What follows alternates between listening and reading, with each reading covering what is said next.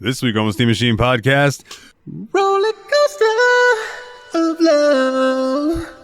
When I get to the end of the ride, I'm gonna shut your mouth. Cue the music.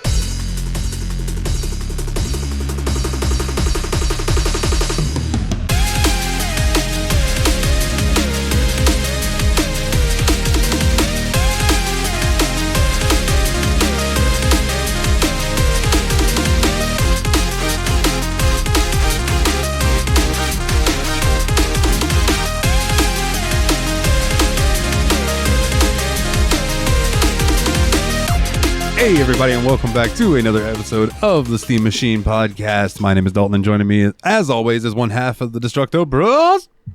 What is good, Dalton? It's Willie, and I am feeling good. Been riding these thrill rides with you, and just wanna throw my hands up and scream. Except my voice is kind of sore from work, so I don't want to actually scream. You know, I sang that song in the beginning. Isn't it the song that has the famous tall tale about it, that you can hear a woman being murdered during it? Yes, during the Ohio Players version, yes. That's so wild. Like, I'm sure it's not true, but just to think about that is kind of, it's kind of like when you think about Paul McCartney is dead, and then you're like, that's obviously not true, but then you listen to all the weird shit that they hid in the music to fuck with people about it. It's great. I buried Paul.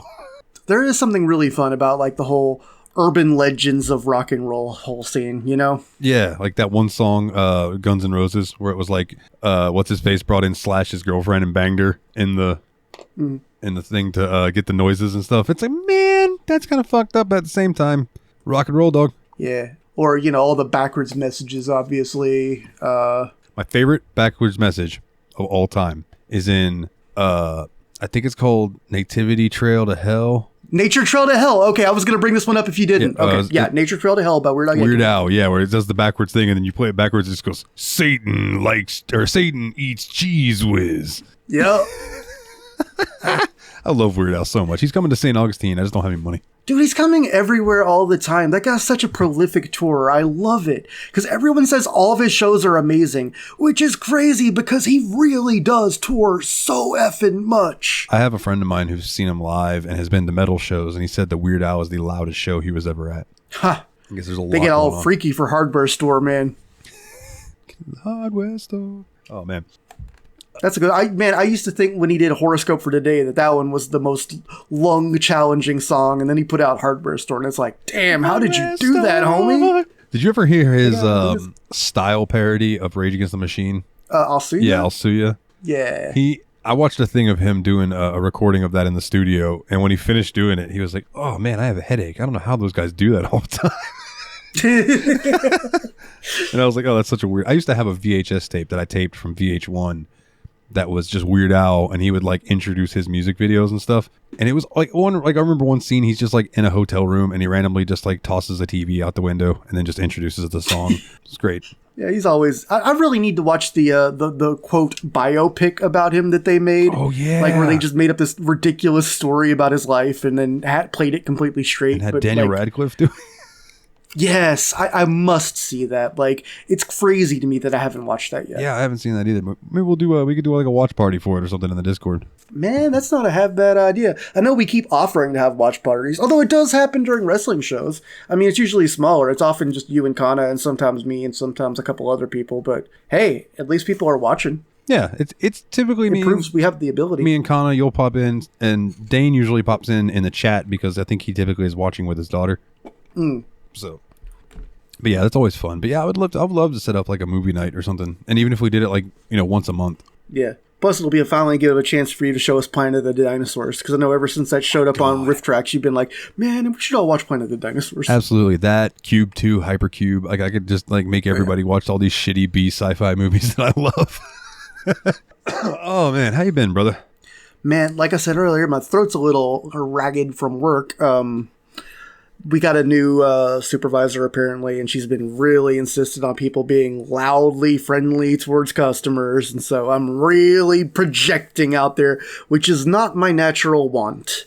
Like, I'm happy to smile and be nice and talk to people, but I think she's like, the way people are acting about her, they're like, she wants to hear you do it, and I'm like, I guess she can't read lips. Dude, so okay. It's really hurting my It throat, gives man. me PTSD.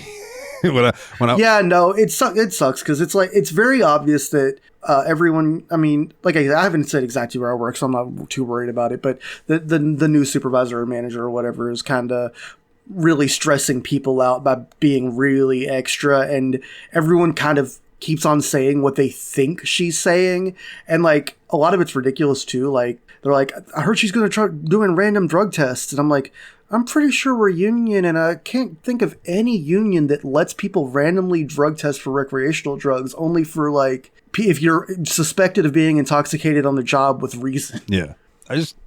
When I worked at Harvey's, it wasn't so bad because it was just when people came in, hey, welcome to Harvey's. Yeah. Take your shopping with us.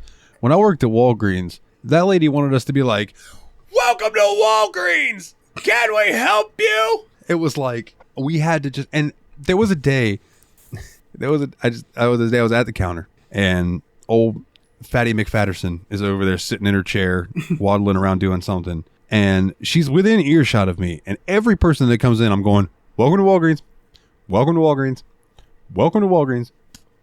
And this lady comes up to the counter, and I'm going to check her out. I had welcomed her as she was coming in. I knew that. Mm-hmm. And this person comes in as I'm doing this order, and I looked over at him, and I went, welcome in, just like that. I didn't say it loud enough, though. And old Bertha McBulgerson was like, don't you need to tell people, you need to welcome people in? And I was like, I have literally said it to every person that has walked through that door. Why don't you welcome people in? I haven't heard you say it. And dude, the look she gave me, but the lady that I was ringing up turned to her and said, he did welcome me when I walked in the door. Nice. Got your back, dude. And that made the old bulldog shut the fuck up. And it was like, I looked at the lady and I went, thank you. And she was like, yeah, good luck with that, lady. I'm like, yeah, thanks.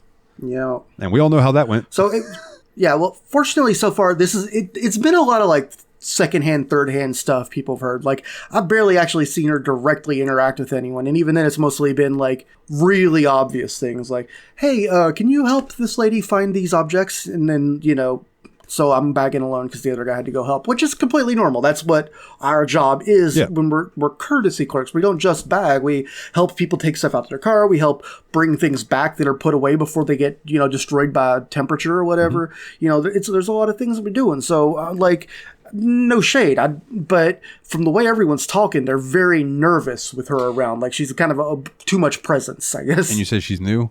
Yeah. Like, she's not a promotion. She's brought in. See, that's even worse. It may be she's trying to establish herself, and she may feel like she needs to establish dominance, especially if it's a higher up position. It's not a high position. It's like a floor manager thing. So what I'm thinking is more along the lines of that might be power she's probably... I think she's new to this role and is just trying to make sure that she's not getting overwhelmed by her own metrics, Like 2 by the books? Yeah, exactly. Gotcha. I think that she doesn't realize that the company is going to give her time to adjust. So she's like the rookie cop. She's got a lack of chill because she doesn't know the culture on the floor. Yeah, she's like that rookie cop. That smelled weed, but then searched us and everything, and then still tried to get us for weed, and we're like, no, we don't have any. That was at work. That's a whole other story, though. But yeah, I get what you mean, though. Like, I've worked with people like that are new, and they feel like they need to impress people, I guess. And I honestly also think that the drug test thing, since I haven't heard her say it directly, I think that is a rumor that somebody started specifically to mess with the other people working in that position. Wouldn't surprise me. Because it's it's a grocery store. It's a lot of I would say a good amount of the people working there are like teenagers or early 20s. This is not a very important thing in their lives. So, they like to get around and chat and be like, man, she's going to lose about half the people on the floor if we can't. It's like, yeah. Yep. Shit, when I worked at Harvey's on the stock crew, my manager told us where there was no cameras, and that's where we would go on lunch break and smoke a blunt. A few of us back there.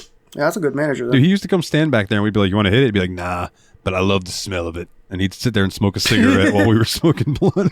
That's a little wild, but man, I don't know. At least he had your back. I feel like that's what you kind of want from lower managements, for them to have your back instead of for them to be trying to crack the whip, Yeah. Fuck, I had a manager I had a neighbor that was like that too. She would be drunk at 1 o'clock in the morning and text me and be like, are you awake?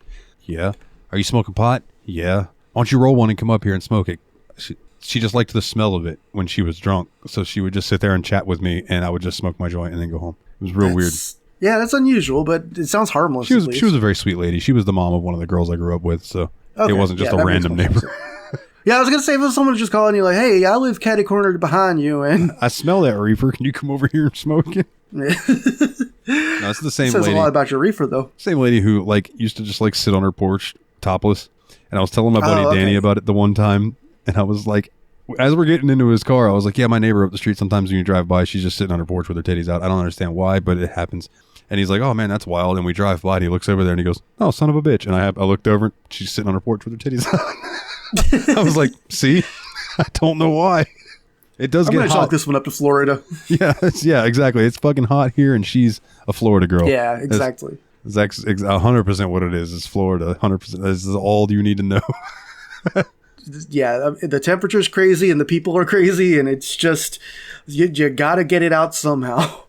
So I know you've been working, man. You been playing anything? Oh shoot, there was something I wanted to bring up about games, and I can't remember what it was now. It was in that very, very narrow window, but after I finished Bloodshed, but before I started and purchased and installed this game. Deltarune? I did, yeah, actually, it might have been Deltarune. I finished Chapter 1 of Deltarune, and I'm in the middle of Chapter 2 now, and man, really liking it. It's really good. Music's incredible. The jokes land hard.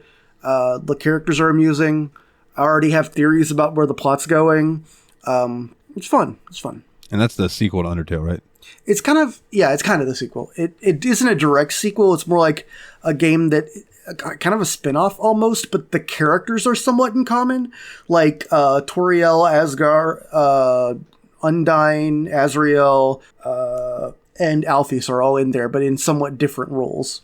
Oh, okay. I like that idea. I've always thought it would be cool to like establish almost like what RGG did with was it Kenshin? Kinshi? Ishin. Like a guy in Ishin. Yeah. Where it was the characters that you know, but they were playing something else. I really like that. Like treating like video games like actors, video game characters like actors almost. Like I think that would be really interesting to do a series where each game's kind of different, but it's the same characters playing different characters. Yeah, like the character designs and a lot of the personality traits are the same, but the story is different and the world is different. Yeah, and think about how fun it would be to do trailers and stuff where you can do like quote unquote interviews with the actors, but it's just them like doing whatever. Like, oh, it would be great. I think that would be cool. Isn't that something that the Higurashi games have been doing too? Like, there's the characters portray something slightly different in different games, or am I losing my mind? Because I remember that the behind the scenes thing at the end of Chapter 1, for instance. Yeah, I think that was just kind of like a thing for fans. Like you get through the story, and then it's probably just like, phew, whoa, wasn't that crazy? See, I didn't get to Chapter 2, so it sounded like they were implying that the people in that chapter would be playing different roles in the next one or something. They kind of are. Okay. From what I know, because I've only it sounds like it's complicated enough that we can't really talk about it without it being weird and spoilers and hard to explain for someone who hasn't already played through the original 8-hour game. Yeah. I can sum it up for you in 2 words. Groundhog Day. Okay. Yep. Yeah. So, but you are on the right path as well. But I'm not that far into Chapter 2, so I really don't 100% know. Oh, okay. Like I thought you were an hour. I thought you were already up to one of the different series by now. Oh no! I've been having a choice paralysis with what visual novel I want to do next. I see. I started Chapter 2 of Higurashi, and then I was like, I think I might check out one of these other ones I have, and it's just been paralyzing. So maybe I should just go back to Chapter 2 of Higurashi and beat that. Beat is a funny word for a game that seems to run in a straight line. Yeah, I should go and read it. But yeah, man. So Deltarune, is there anything else that jumped out at you before I kind of spieled about what I've been doing? Let's see. I don't think I have any more fun Doom recommendations. Oh, I do have one Doom recommendation, actually. There's one I've been trying called Amalgam, which is basically the levels in that game are based on, like, the first level is Map 01 of Doom 2 meets E1M1 of Doom 1. Okay. And they keep on going, but like it's architecture that builds on both of those. So it's not just those 2 levels mashed together. There's also like, there's rooms that are references to one or the other, but there's original content, and it is bigger and harder than it too. But you can also look at an area and be like, oh yeah, it's kind of like textured like the one map, but the geometry is similar to the other. But then it's like more intricately detailed because it's a 2025 WAD and not a 1994 one, you know? Okay. when you first mentioned that, I was thinking that, like, I was like, how would they cram those together? But okay, that makes a lot more. That sounds cool though. Like, kind of building off the originals. Because like the flow of the levels is different, but like you get to areas where you're like, okay, I probably should go this way since that looks like it's a reference to the armor room and all of that. And like, you know how like both Map 01 and E1M1 of Doom 1 or 2 and 1 respectively have an outdoor secret area, for instance. Yep. So like, you know, they can kind of build with those kind of similarities as well. Well, that sounds pretty rad. I got through like the first 4 or 5 maps, and it gets more interesting as it goes along. And I'm told that it also gets kind of hard as it goes along, which is crazy because I would have expected difficulty in line with Doom 2. But because the maps are larger, there's also more going on in general. So I want to ask you, and I was going to ask you this earlier, and then I was like, no, you know what? I'm going to wait and ask you on the show. So sure. I know you said that you had mentioned this, I think, last time we talked about broadcasts, which we will talk about some showcases here coming up, ones we missed on the last one. But I logged into GOG today on GOG Galaxy, and it opened up to a page that was telling me about mods that are now available on GOG. So I clicked it, and they've got some easy download and install and play mods. If you own Fallout 4, for instance, you can download Fallout London free of charge and play it. You can also download Enderall, which is if you have Skyrim Special Edition on GOG, you can download Enderall, play it, one-click play. The one I'm curious about, though, is Doom 3 Phobos. What is that? So Doom 3 Phobos is a fully fan-made campaign that takes place like kind of in Doom 3, not Doom 3 BFG, but the original Doom 3 engine. And to my understanding, it's like a completely new story and is basically like kind of the only notable Doom 3 like mod that creates new in-game content that isn't just like a modification of gameplay like the Flashlight mod. Oh, okay. So I guess Doom 3 didn't really get the love that some of the other Doom games did as far as the modding community goes. Well, it's part that and part that it was on a new engine. It wasn't open sourced immediately like the old Dooms were. It was a lot harder to make a mod for an amateur for Doom 2 or Doom 3 than it was for classic Doom games, for Quake. That's or, fair, you know, if you're making like Half-Life engine games. That was a big graphical jump between Doom 2 and Doom 3. Yeah, so every time you add more complexity to the engine, like it's a lot harder to make a Quake map than it is to make a Doom 2 map. And it's a lot harder to make, you know, so therefore like Doom 3, because also you don't have the same...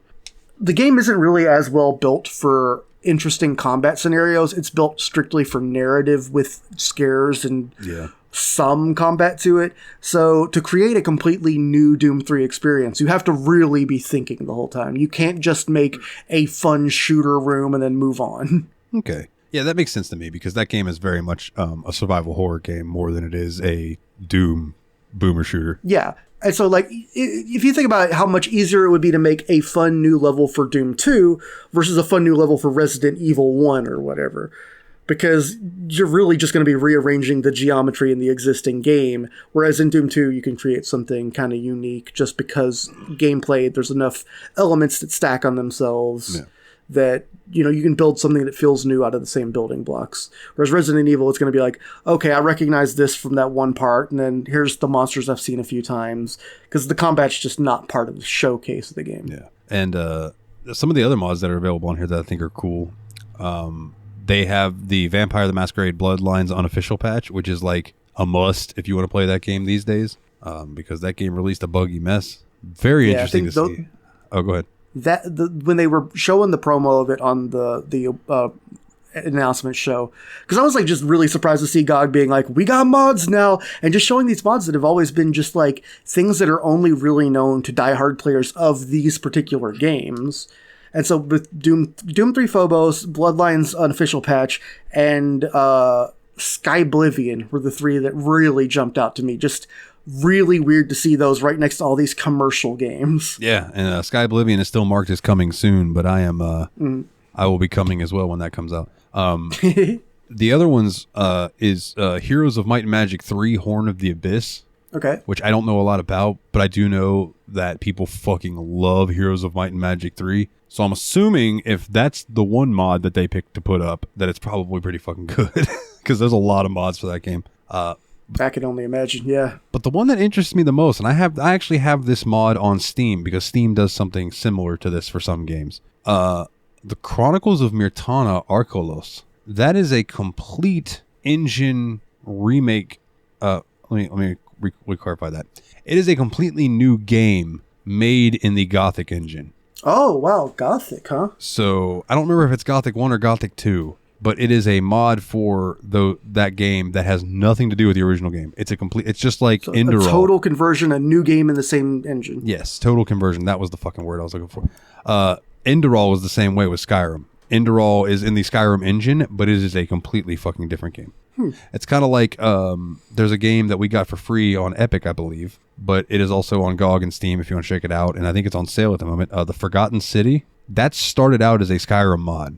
Oh, yeah. And the person fleshed it out and made it its own game because of how popular the mod was. Yeah, there's several, like from outside the Doom community, obviously. There are a lot of games that either started out as Doom mods that became standalone games, or like games that are new games made in GZ Doom's engine that use advanced, Doom engine descendant scripting while not using any Doom assets. Yeah. And fun fact, while I'm thinking about it, Indorol Forgotten Stories is actually a sequel to a total conversion Oblivion mod that was called Nerim. Nerim. Nehrim, I believe, is Nerim. I was thinking you were mashing together the words Nerevar and Skyrim, and I'm like, that doesn't sound like an original word. No, and you know what's funny is this came out before Skyrim, as far as I know. So maybe they were like, when it came out, they were like, we were so close. But the place Skyrim existed all along. No, I know. It's been around since Arena. But no, Nerim, the fun thing about that game is it is a German mod. So interesting. The captions are in English, but all of the voiceovers in German. That feels like it could be really good for immersion in kind of a fantasy world, though, because not knowing what they're saying makes it feels like a little bit more, distant, foreign, and new to you. Like you're in a completely new world. It's super cool. If you have Oblivion on Steam, you can go and get Nerim and download it, as far as I know.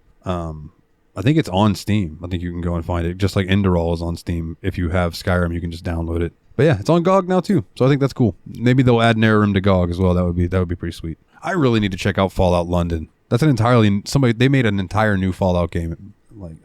Yeah, that just sounds completely crazy to me. I think don't all of the mainline Fallout games take place in the United States of America, or the former United States of America? So doing one in Europe, it's kind of curious because the story of the Fallout series so far has been very Americentric, very much based on our view of the Cold War, especially. Yeah, so I'm very curious to see how it will be in London. Yeah. Is there going to be kind of a keep calm and carry on type of vibe? Is it going to be reliving the German Blitz in addition to the Cold War, I just want someone to either call me a wanker or a cunt, and I'll be happy. Yeah. You're definitely looking for Fallout Adelaide. Oi, wanker. Where you think you're going in the post-apocalypse, eh? It's just Mad Max. Witness me. I still really need to see Fury Road. Everyone's told me that movie is just 1.5 hours or 2 hours of pure adrenaline, and it never stops being awesome. Everything you see in it is the most awesome thing. Yeah, I've never seen it. And not in a stupid way. It's not even stupid. Apparently it's really well thought out too. It's just awesome.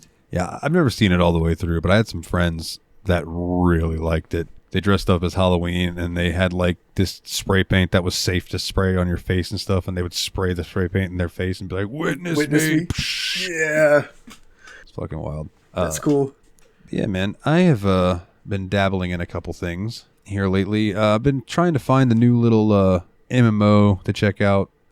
Dove in, not that kind of dab. I've been putting on this long dab to make fun of him saying dabbling. I don't know why. It wasn't even funny. And you couldn't see it because you're listening to the show. Right? Maybe one day I'll secretly stream the show on Twitch and you just won't know it. Dun, dun, I like the way you said that, as if now I should be suspect that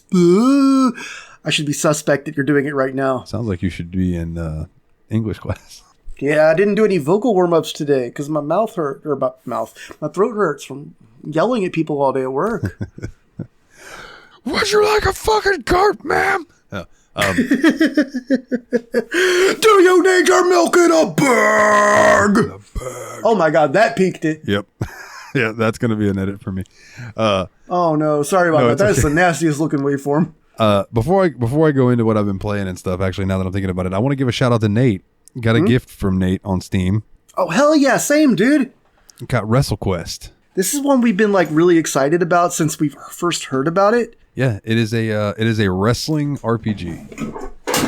And all I really know about it is the main character looks like Macho Man, and there's some characters in it that look like Andre, Jake the Snake, the Road Warriors, Sergeant Slaughter, and I am just like, oh, we are going to play this soon.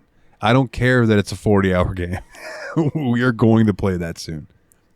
Let's see what else. So I've been trying to find a new little MMO to mess with. So I've been dabbling in Path of Exile, checking that out. There's a relatively new game that came out that I was playing, Adventure Quest 3D, which I guess is a 3D version of an old 2D Flash MMO or something along those lines. But it seems really fun.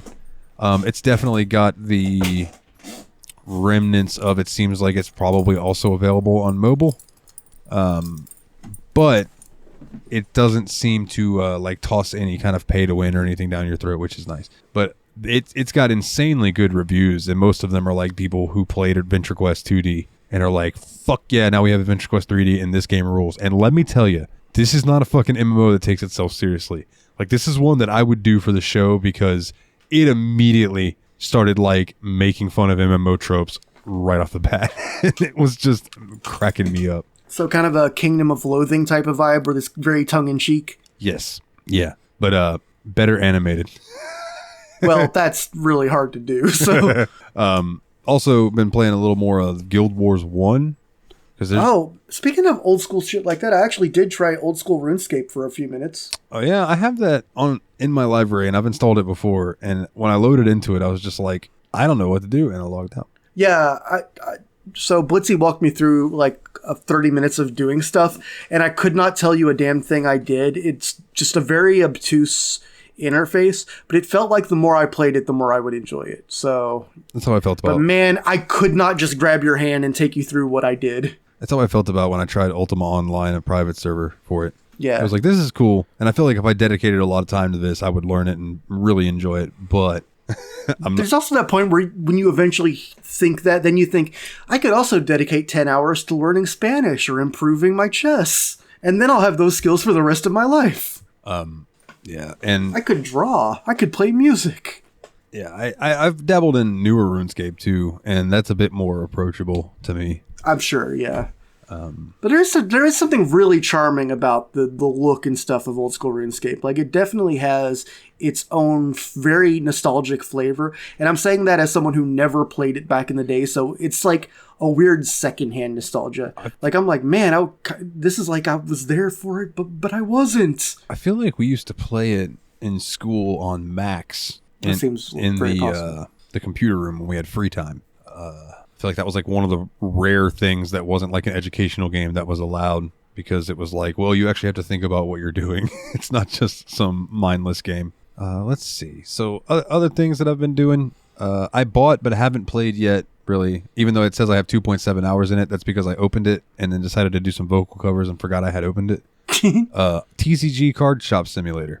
Oh, I am hearing nothing but great things about that one, dude. People are saying that, like, it's funny because it's a card shop simulator, not a TCG. People are talking about it like it's an addiction, like a TCG game.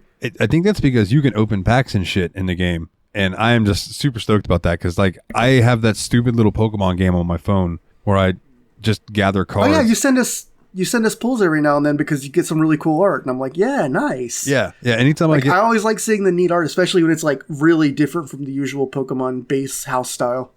Yeah, and like you've seen the ones where I've gotten like Arceus or something like that, where it's like I send you these really wild looking screenshots, and it's because it zooms into the card and then shows you this like crazy thing, and then zooms out, and you realize that the art on that card is super 3D. Like, yeah, it's just really cool. But yeah, I've seen it in action because my nephew actually showed me a few cards on it before, and I was like, damn, this is like, it really spotlights the art, which I think is one of the best things about collectible card games in general. Yeah, I will report back on that game because I need to actually play. I might play that tonight. Heck yeah. Let's see, what else did I install, because I just wanted to check out some stuff. Waifu Shop. Don't know what that is. I'm not trying to play innocent. I really don't know what that one is. I'm not really sure either yet, but it's a free to play game. And I mean, listeners are not going to be surprised. You know me. I love a waifu. So this feels like the exact opposite of our intersection of interest, where you're like, oh, it's a free-to-play game called Waifu Shop, and I'm like, it's a free-to-play game called Waifu Shop.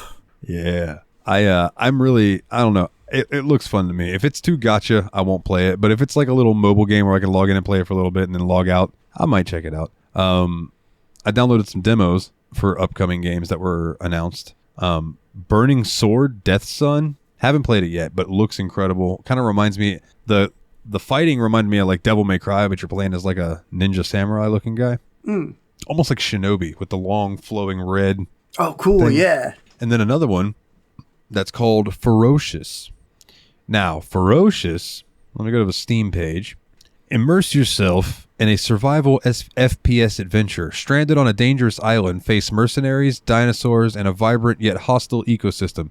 Explore breathtaking environments and survive the onslaught of intense, fast-paced encounters. So it's like Rust or Ark, but faster? I was going to say, it seems like Ark, but mix it with maybe Turok. And I don't think it's as like start as a caveman, work your way up as Ark is. This seems more like a remember like the first Far Cry or like Crysis, where it would drop you in and it was kind of like a sandbox shooter. So like you had missions and stuff, but you could kind of tackle them in any way that you wanted. You didn't have to go do them in any specific order. That's kind of what this reminds me of, but with some survival elements into it too. It looks really cool. Okay. It's one that I'm going to check out because it looks insane. I mean, I like the general idea of that kind of thing. Like, don't get me wrong, I kind of enjoyed the exploration in Blood Dragon, even though it was very Ubisofty.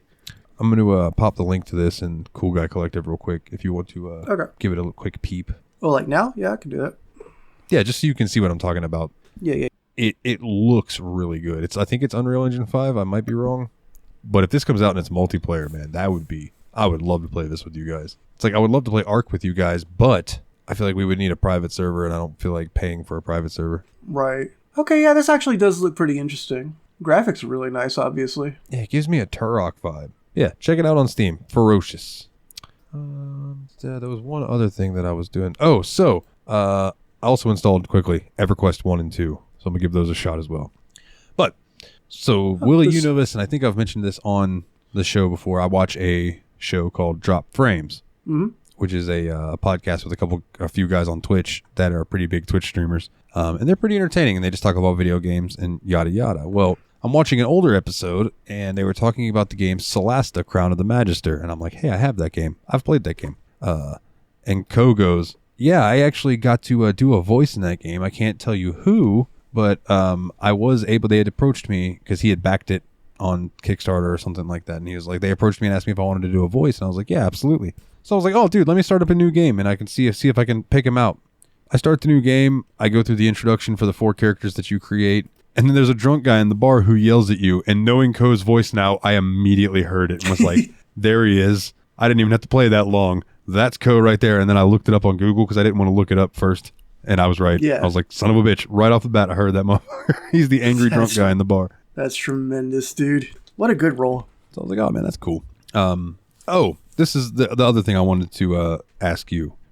I know you have Don't Starve. Do you have Don't Starve together? I think I have one, but not the other, but I'll double check that real quick just to be sure.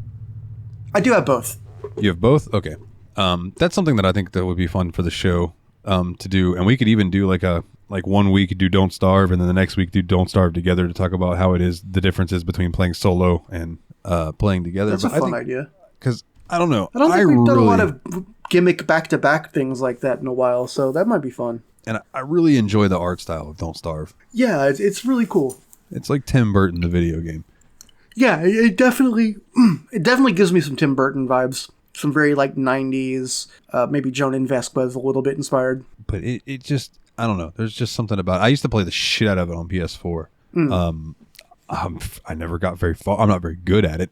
I think the longest I only played it was once like or twice. days. I've had friends try to like help me play it in together mode, and then like I've tried it, and they basically just did everything while I'm like, "What are you doing? How can I help?" And they're just like, "Oh, just follow me." And it's like, "Oh, that's not really fun." Kind of like y'all led me through Terraria. I was like, I'm just gonna hang at base and build stuff. Y'all go do it. You seemed like you were happy hanging at base and building stuff. Though we weren't trying to leave you behind. Yeah, I was very content just sitting there doing stuff and being like, yeah, y'all just bring me materials and I'll handle whatever. Good times. But yeah, man, other than that, I just been chilling. I had to go full Petty Guerrero this week. Tom Petty. I'm not going to go into details, but let's just say I had an ex who owed me a large sum of money, and instead of like handling that, they blocked me. So I went full Petty Guerrero, and let's just say yesterday I got my money. So sometimes your boy has to be a dick, and I really hate that. But like, you know, when it's a very large sum of money, you don't fuck with people about that. So Dalton needs his $15. $15, little man. Put that shit in my hand. If that money doesn't show, then you owe me. My jungle love. Yeah. Oh. Think I want to know ya. Know ya. Yeah, what? You guys want to know something fucked up about those Quick Stop boys? Oh, such a good one. Anyway, before we get into our game of the week, brother, there was some showcases. Yes, indeed.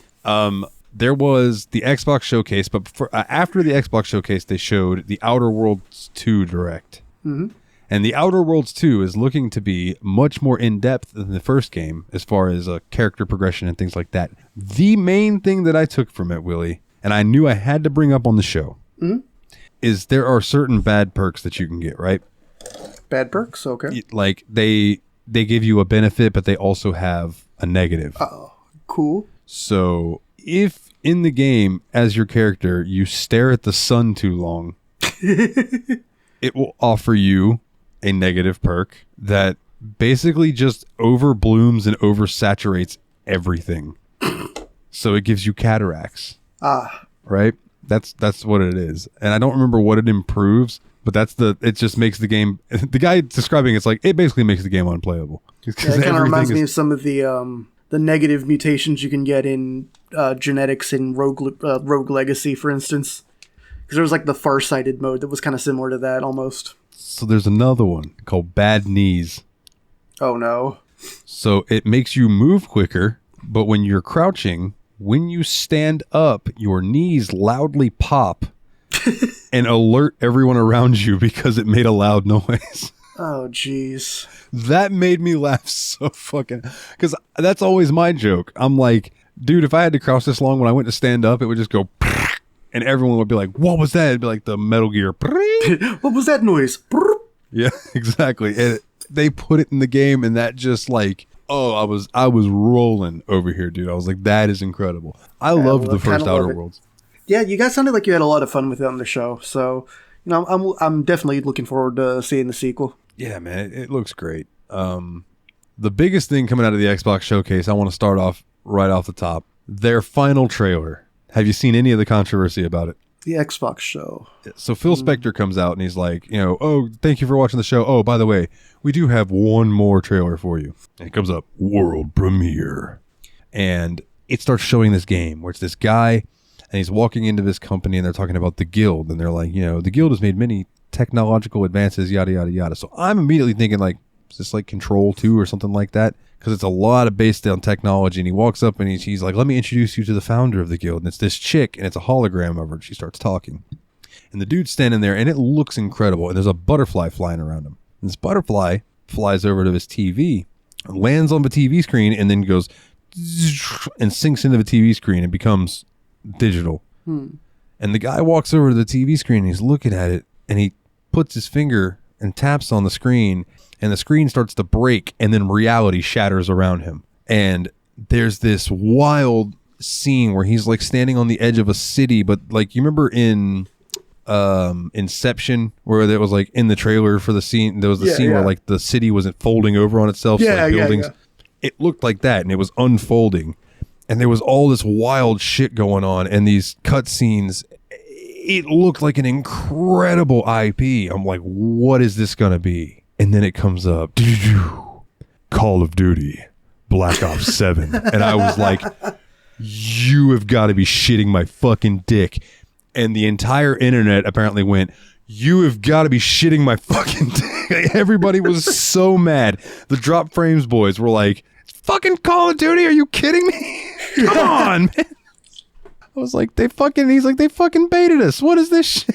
So there's a possibility that Black Ops 7 is going to be fire. But if they focus on multiplayer more than they do their campaign, then I bet that campaign is like a 6-hour really cool movie that's not worth $70 or $80 or whatever they're going to try to charge for it. Other big things that came out of here, because I'm not going to focus on everything, but Ninja Gaiden 4. Yeah, so what's up? It looked fucking sweet, dude. It's third person, hack and slash, fucking shit up as Ryu, and it looked incredible. Immediately Does it went look on as my like wish list. crazy hard as like the 3D Ninja Gaidens that came before it? It did look like it's going to have some difficulty to it. I don't know if it'll quite be Souls-like, but...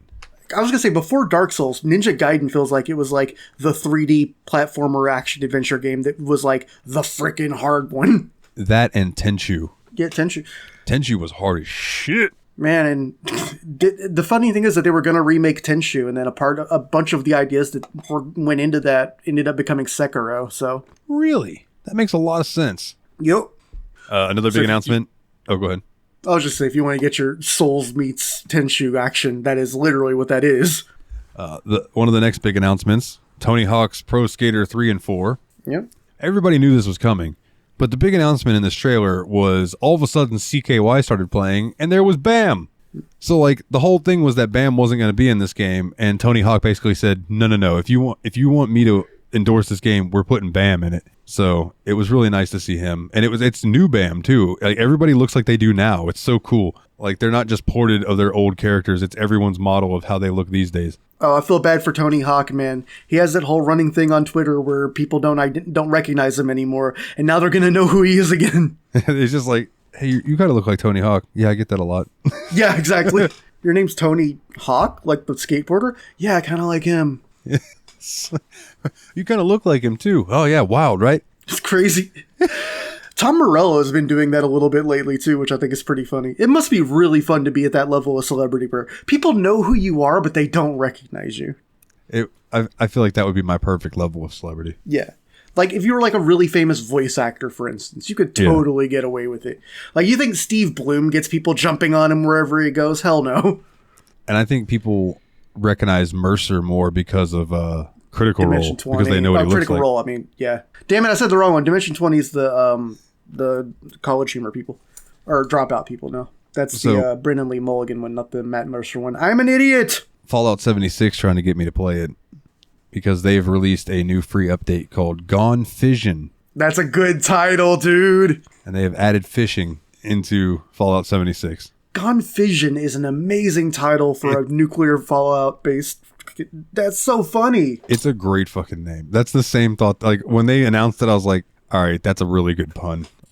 Like, that's really, really good. The thing is, I can't play it because I haven't played Fallout 4 or 5, 6, 7, 8, all the way through 75, so...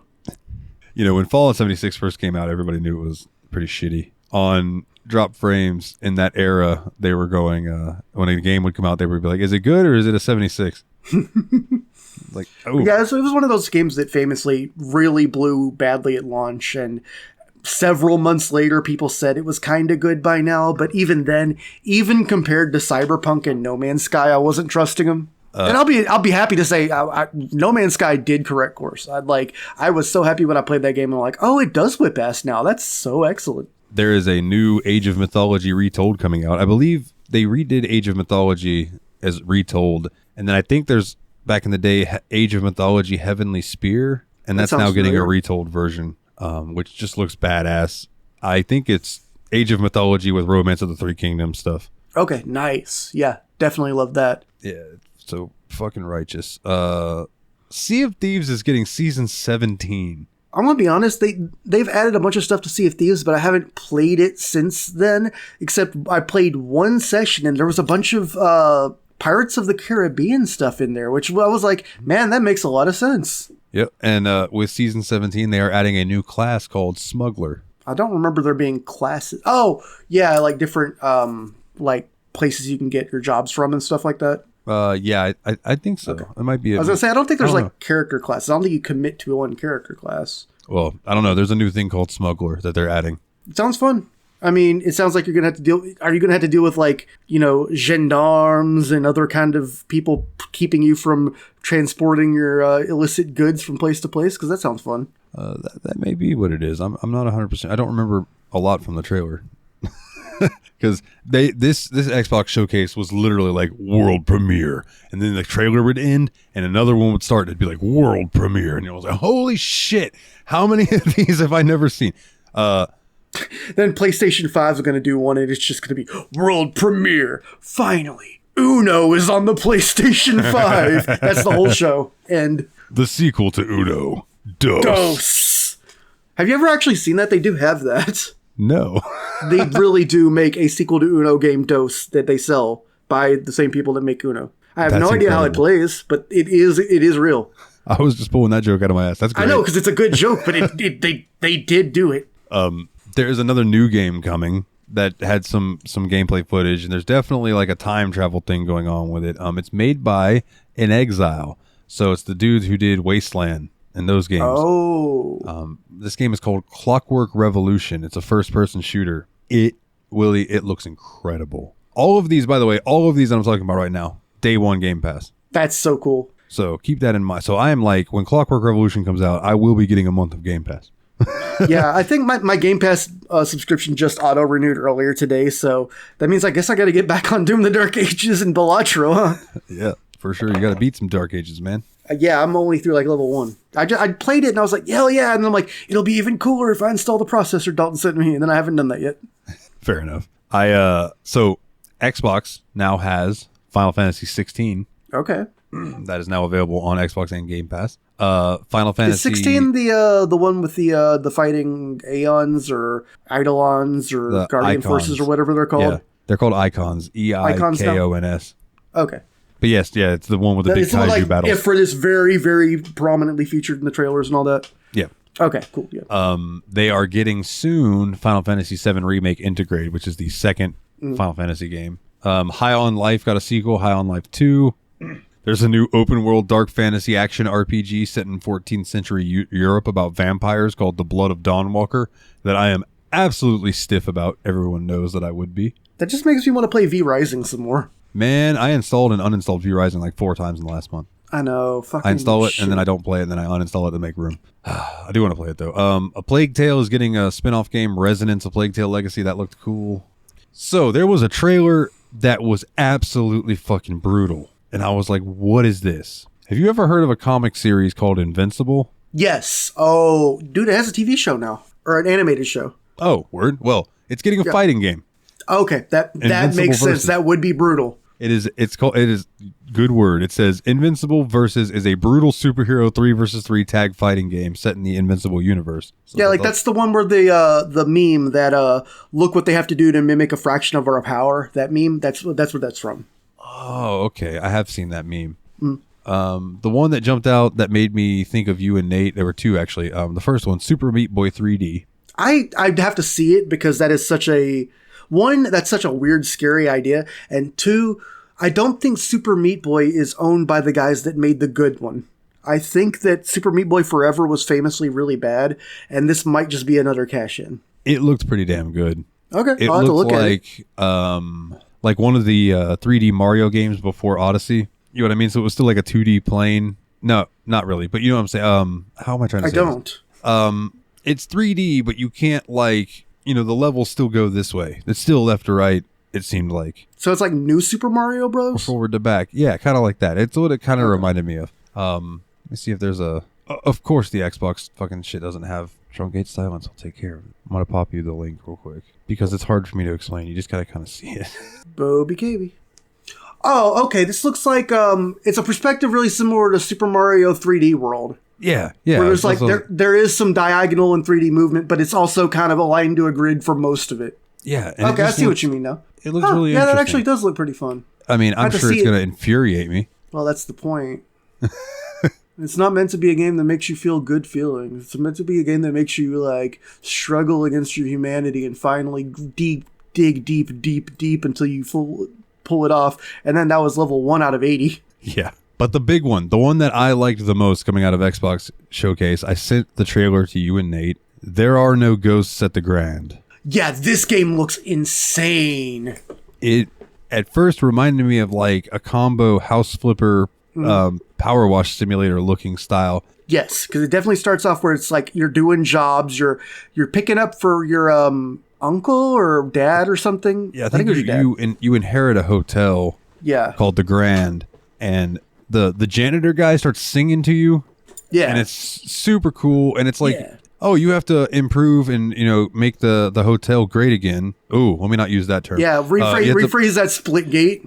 You have to make the hotel like up the snuff to the way it was back in the day, in its heyday, and then all of a sudden it's like, oh, you also have to do that with the entire town. Mm-hmm. And it's like, but don't let the people who are here know why you're really here, and you're actually there to solve some sort of like supernatural thing that everyone's in on that you can't let them know that you know about. There's so much to it. I was like, this looks incredible. It seemed like a lot, but in a very good way. Like, it seems like the game that'll have like a whole hell of a lot of hooks. Yeah, it's one that is up there on my wish list. I am so gonna like drop some cashola on that. Yeah, I'm feeling it. The only other cool thing that I can think of that came out of the showcase, Planet of Lana 2, Solo Leveling, Arise Overdrive. Persona 4 getting a remake. Persona 4 Revival. There was just a quick snippet of that. That looked really cool. There is I don't know if it's open world, but there's like a big, massive Unreal Engine 5 RPG coming out. And all of a sudden it pops up and says made by Game Freak. And I'm like, Game Freak? Like the Pokemon fucking people? What? So it's called Beast of Reincarnation. And that game looked rad. But it's by the Pokemon people. And that just blows my mind. So my first thought immediately was like, so you can make really good looking games. Well, maybe they can't on Nintendo hardware. Fair enough. I fired way too many shots in that sentence. That one was cruel. Because obviously Breath of the Wild's a beautiful looking game and it's on Nintendo hardware. It's all about how you use your resources, Yeah, so like they have the capabilities. I just don't understand. But speaking of Nintendo and the Switch 2 coming out, Xbox announced that they're doing an Xbox-themed ROG Ally X that is going to run Windows, and you are going to be able to access not only your Xbox games on it, but also your Steam games, your GOG games, your Epic games, and all of that stuff natively without having to do any modding or anything. So I think that's really cool. And they just happen to throw in, and it's even in the picture of it right here. It's in the jump back in. I can see the thumbnail for it. They just happen to casually be like, oh yeah, and by the way, when this comes out, Silk Song will be available to play first day on release. Holy shit. And everyone's just like, hold on, what? So apparently, and this is fingers crossed for Nate, Silk Song is supposed to come out this year. Like, legitimately. I mean, we did get a little bit more Silk Song at the last Nintendo thing, so at least I currently don't believe it's dead. That's better than I've been in other times before. That's true. So that was mostly what came out of the Xbox one. Then PC Gaming Show had a lot. So I'm not going to cover everything because they had over 70 games. So I'm just going to cover the ones that jumped out to me. Dungeons and Dragons Neverwinter Nights 2 Enhanced Edition is coming out, which is really cool. There's already a Neverwinter Nights 1 Enhanced Edition. So it's nice to see 2 Enhanced Edition coming out because I think that they're still going to support the modding community because there are people who have created entire campaigns in those games. I thought that was the whole purpose of Neverwinter Nights, was that it was like an amazing place to make your own like campaign. It's pretty much like, oh yeah, the story is really good, and then once you beat that, congratulations, you can go and either make your own campaign or you can play through entire other games that people have made. Yeah, it's basically be your own dungeon master. And there's a way to like live DM in that game too with your buddies playing online. That's great. Which I think is just awesome. So that looked really cool. There's a new game coming out called Ratatan, which is made by the people who did Patapan. Yeah. It's a roguelike and rhythm game. Looks really cute. I love the style of it. Nestasy is finally coming into 1.0 soon. Let's see. Oh my god, there's so many fucking games that they announced. And a ton of them were kind of just like, nah, it's an indie game. That's kind of cool. Pathfinder Abomination Vault. It's going to be an ARPG, kind of like Diablo, but Pathfinder. Moonlighter 2. Moonlighter's getting a sequel, and it's a 3D game. Barrow Trauma is getting an expansion. I think Barrow Trauma would be a fun one for the show, too, just because I am told... Well, I think that's also a really multiplayer-y game. I think people have described it as like Space Station 13, but underwater. I don't know much about it. I feel like it seems kind of complicated and difficult. Let's see. Pizza Bandit looked ridiculous. You got to shoot aliens, cook pizza, and survive in a 4-player third-person shooter. Demon School. It's a tactical RPG that includes karaoke, romance, dog adoption, lost sandwiches, cursed dolls, and lots of monster battles. All your basic food groups. Oh, the one of the big things that they showcased here, which we did touch on in the last one, was the 007 First Light, which is the new James Bond game by the Hitman devs, which just looks awesome. Yeah. Man, there Paralives, which is a Sims-like game. There's one other one I'm trying to find that I think it was called Ill. I don't remember if it was in this or if it was in Yeah, I think we talked about that on the previous Xbox one. Oh, no, is it? Okay. That one looked absolutely ridiculous. We might have talked about that one already. FBC Firebreak got a showcase. Yeah. Which is the team first person shooter based in the same universe as Control and Alan Wake, but specifically Control. Yeah. The Federal Bureau of Control comes out on June 17th. Oh, wow. That's like by the time people are hearing this, it'll be almost out. Yeah, pretty much. A couple days now. The new Anno game is 117, the year 117, Pax Romana. So that's interesting. Baby Steps. That weird ass game by Bennett Foddy. Bennett Foddy, yeah. Bennett Foddy's newest brick. That one looks, I don't really know how to say it other than it looks like a game by Bennett Foddy, although this one has 3D gameplay. It's very, very strange. If you've ever played a Bennett Foddy game, if you've ever played Quap, if you've ever played GURP, if you've ever played that one weird Cricket Flash game he made, or most likely Getting Over It, you're very familiar with his, basically the game is challenging yourself against the actual controls of the game. Yeah, he's like fucking Takeshi. Yeah. Endless Legend 2, getting a sequel.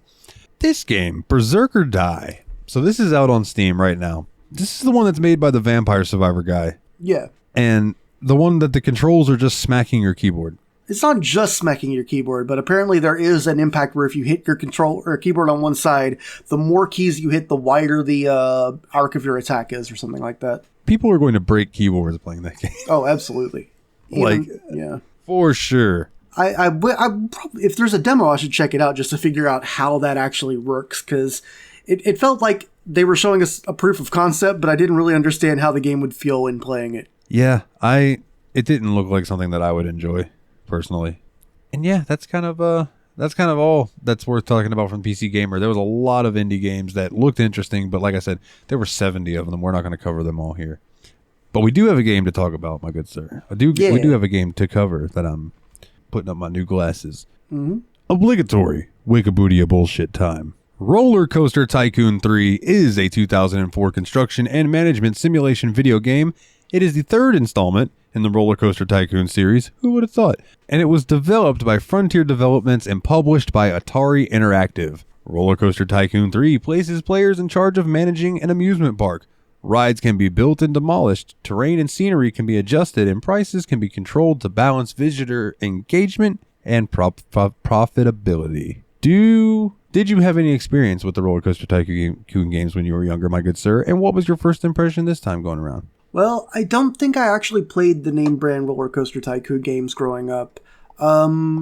I think I'd seen them played by other people before and heard people talk about them, but the closest thing I had to an experience with them was actually when we did Planet Coaster for the show. Okay. Which is kind of a spiritual successor to this game, so to speak. Yeah, it actually, like, if you wanted to consider a sequel to this, it probably would be Planet Coaster as opposed to all the shit that Atari did after this game came out. Yes. So, my first experience with this was, like, opening it up and just, I was like, wow, okay, it's obviously more primitive than Roller Coaster or Planet Coaster, but I can immediately see through lines everywhere as to where it went. So, like, it was immediately very easy to jump into. I was also surprised that it took as long as it did to load on a modern computer, because this game is 20-something years old, and it feels like it takes forever to jump into a park. Yeah, especially if you've got a lot of stuff down in it. It's got to, like, load it in and render it. I don't think it's the best optimized game for these days, but... Yeah. Yeah, so I first dabbled with this back in the day. So my first experience with Roller Coaster Tycoon was the book fair. I do have one experience before this, which was a classic meme. I think I sent it to you a while back of... yeah, please do talk about that. Mr. Bones' Wild Ride. It was an old 4chan green text story about playing... It was either Roller Coaster Tycoon 2 or 3. It's basically interchangeable to me. It was 2. I think it was 2? Okay, yeah. No, because if you looked at the screenshots, they were 2D. Okay. So, basically the guy made a theme park and, just was playing Roller Coaster Tycoon 2 and decided to select some, like, 30 or 40 special guests from the park based on various statistics they had, and bring them over into the queue of a special ride he had created called Mr. Bones' Wild Ride, which was a skeleton-themed roller coaster that had incredibly terrifying stats. Like, it was top level of nausea, top level of thrill, top level of speed, gravity drops, all the other ones. And it took, in the in-game calendar, 4 years to complete the ride. So by the time, it was checking in with his guests the whole time. And by the end, every single guest of the ride would only repeat one phrase, which was just, "I want to get off Mr. Bones' Wild Ride." So finally, they reach the exit. The exit leads to a path. The path comes back around where a skeleton with a top hat stands. And there is simply a sign that says, "The ride never ends." And the only path back is to queue back into the line. I love it. That's some like Sims level evil. Yeah. It's funny. I saw that referenced in a Reddit thread that I was reading about Roller Coaster Tycoon, and I thought that they were talking about Mr. Toad's Wild Ride. I think that's where the name was originally a reference to. Yeah. And in the post on Reddit, it was like, this seems like it would be as slow as Mr. Bones' Wild Ride, and I was like, I remember that ride being wild. No pun intended. And I was thinking of the actual ride, which is not what they were talking about. So when you sent that to me, immediately I went, oh, okay. Yeah, it's part of the... I was missing a context clue. Yeah, it's part of the internet lore of the Roller Coaster Tycoon series, and I was much more familiar with that than the actual gameplay of the series. But obviously I knew what it was about because I'd played enough, park management type things before. Because even if I hadn't played this, I'd played Dino Tycoon. I'd played, I think, a Zoo Tycoon also. So I feel like I'd had some experience with games that were at least of its ilk. Yeah, so my first experience with Roller Coaster Tycoon back in the day, the book fair at elementary school. Oh, yeah. They used to have little CDs of computer games at mine that you could buy. And I remember getting Roller Coaster Tycoon 1, Roller Coaster Tycoon 2, and Revolt, which was a RC racing game that is now available on GOG that I have. Cool. And there was another one I got too, Atlantis 2 Beyond Atlantis, which was a point-and-click game that I could not figure out when I was a child. I'd like to play it now as an adult. I own it on GOG. It's not super well reviewed, but I'd still like to play it. It's like that Myst style of first point-and-click adventure. I was never a fan of that sort. Yeah. I would like to do some Myst games for the show one day just to see, but I think I'd instead of trying to start with the original Myst, I want to play something like Abduction. Okay. Or one of the later one, like the one that recently came out that's like a spiritual successor called Kern, Quern. Corn. Are you ready? Yeah, so I brought those home and I played the shit out of those. Yeah, I think Roller Coaster 1 and 2. All of those type of games I played the most are the Maxis Sim games were the ones that got to me the most. Especially Sim City. I played it a lot in my grandma's Macintosh. And then I also emulated Sim Ant a lot for the Super Nintendo. I feel like I've heard Dave talk about that game. I think they did do that on the show. But yeah, I also had, for the PlayStation 1, I had Theme Park by Bullfrog. So I had a little experience with park building games before I got into Roller Coaster Tycoon. And then on PC at the same, getting it from the book fair, I had Theme Park World, which I would really like GOG to release. How we talk things into existence. Yeah. If GOG is listening, I would really like Theme Park World to be released because that game was great. And emulating it these days, huge pain in the ass because running it on modern Windows, not fun. If GOG is listening, are you there, GOG? It's me, Margaret. There, if you do this for me, I will change the name of the show to the GOG Complex. Okay? Dude, don't make any promises because every time we say something like this, it tends to happen. We've been getting weird hits on random shit we want to see happen. Yeah, and sometimes we don't even talk about the sequel. We just talk about a game and it gets a sequel, like Jurassic World Evolution. Yeah, what the hell? So yeah, maybe we can do it with this. Give us Theme Park World, GOG, please. I'll email you. We'll talk numbers. He'll theme-mail you. I like that. Thank you. But yeah, Roller Coaster Tycoon 3 was a game that I never really had. I think I pirated it at one point when I was younger, and played it, and it's fun. I'm going to say this right off the bat. I prefer Roller Coaster Tycoon 2. I like the 2D look of the game a lot better than I do the move into 3D. Yeah, it definitely isn't as polished as Planet Coaster, which came out 20 years later. But yeah, it does feel very early 3D. Although it is nice to be able to ride your rides and see all those perspectives and all that. Yeah, and that was super cool. You know, like that being able to do that, because I don't believe you could do that in the earlier Roller Coaster Tycoon games. I think that was a new thing in Roller Coaster Tycoon 3. And I did that a lot this time. Yeah. When I would build a ride, especially when I had VIPs come into my park during the campaigns, I would ride the rides that they were on just to get their experience of it. Did you ever ride the facelift, that one suspended coaster we were talking about earlier? Because, man, that ride goes on for a minute, dude. I don't know if I did ride that one. I know one that I rode a few times, and it's funny that, like, I did ride it a few times, was this wooden coaster that I built that had a loop. Oh, dude. Wooden coasters with loops are cool. Yeah. It's very rare. So I had a good time doing that. But, yeah, just coming into the 3. So the way that I got this game was free on Epic back in the day. I missed the free on Epic 4 years ago. Wow. Yeah, I was gonna say it must have been a while, because now we have the Discord, and I'm like, people are pinging whenever something cool goes on the Epic Weekly free games. So shout out to Kana, who keeps up with that. Kana does that a lot. Very helpful. But yeah, I think it was about 4 years ago this game went free on Epic.